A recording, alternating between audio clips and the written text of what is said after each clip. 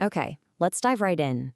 We're going to explore this really powerful idea called harmonic integration. It's all about finding a sense of balance in our crazy, nonstop world. Does that sound familiar? I mean, who doesn't feel like that sometimes? It's that constant feeling of being in motion, getting pulled in a million different directions at once. It's this state of endless doing that just seems to be the default for so many of us. And this feeling, this sense of being fragmented, well, that's the big problem we're going to tackle. So, how do we push back against all that chaos? What if, instead of just reacting to everything life throws at us, we could tap into a sense of inner harmony that doesn't depend on what's happening on the outside? That's the big question, and it leads us right to the solution. This idea, this promise of being, is all about building a totally new foundation for our well-being.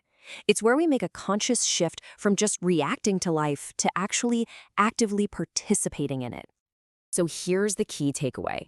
This is not about escaping your life or adding one more thing to your already packed to-do list. Not at all. It's about weaving awareness into the life you already have and consciously choosing what you build your sense of self with. To really get this, we're going to need a map. Not for the outside world, though, but for our own consciousness. We need a way to see all the different parts of our experience at the same time. And this concept, the wheel of awareness, is just brilliant for this. Imagine a bicycle wheel. The center hub, that's your core awareness, the part of you that just knows. The outer rim is, well, everything you can be aware of, your thoughts, your feelings, what you see and hear. And that spoke, that's your attention. You can direct it from the hub to any point on the rim, integrating all these different experiences without getting lost in any one of them. And hey, this isn't just some abstract philosophical idea. The science actually backs it up.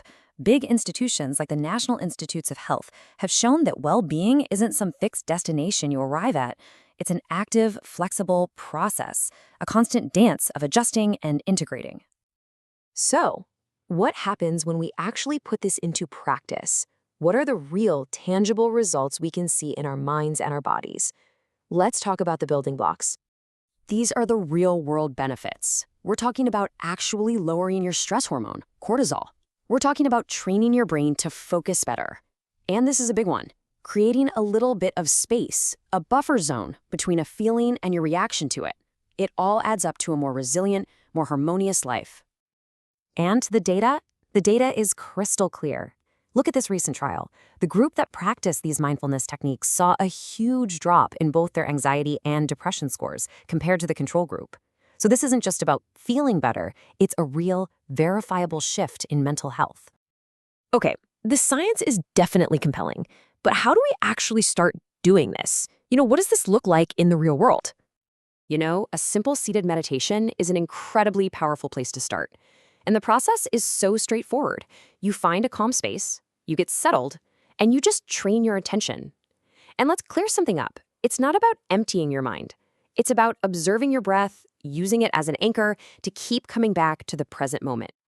But let's be real. For some of us, the idea of sitting perfectly still sounds like a nightmare. And that's totally okay. If that's you, things like yoga, tai chi, or even just a mindful walk offer another path to the exact same place. You can find stillness through motion. See, the goal is always the same, whether you're sitting on a cushion or walking through a park. It's about uniting your mind and your body right here, in the present, and creating that sense of flow where your doing actually becomes a form of being. Okay, now this is where harmonic integration really starts to click, because the end game isn't just to be mindful for 10 or 20 minutes a day. The real goal is to bring that awareness into every single part of your life. This is how we go from just practicing mindfulness to actually living a mindful life. Seriously, the next time you're washing dishes, just try to feel the warm water on your hands, the smell of the soap. That's it. That's the whole practice. It's that simple, and it's always available. What's so amazing is that when you start doing this, your whole perspective begins to shift. You start moving away from a viewpoint of conflict and competition and towards one of connection and harmony. You stop seeing life as a constant struggle and start seeing yourself as part of a larger, interconnected whole. And that all leads to this fundamental truth. Our thoughts, our worries, the stories we tell ourselves, they're just events happening within our awareness. They aren't the awareness itself. You are the observer. You're the constant, steady presence behind it all. So, I'll leave you with this question. As you go about your day today, what's one simple, routine thing you do that you can transform into a practice? Because that one small shift, that's where the journey to harmonic integration really begins.